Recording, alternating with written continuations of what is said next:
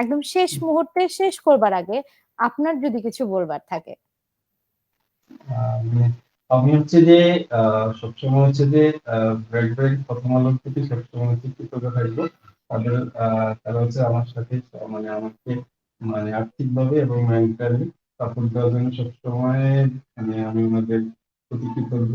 আর হচ্ছে ভবিষ্যতে হচ্ছে যে এই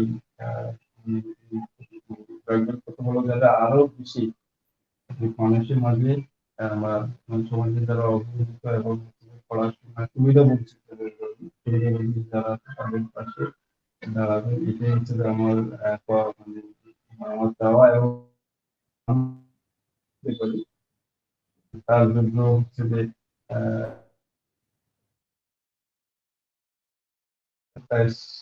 সবসময় প্রথম থাকতে পারি সেই কামনা করি।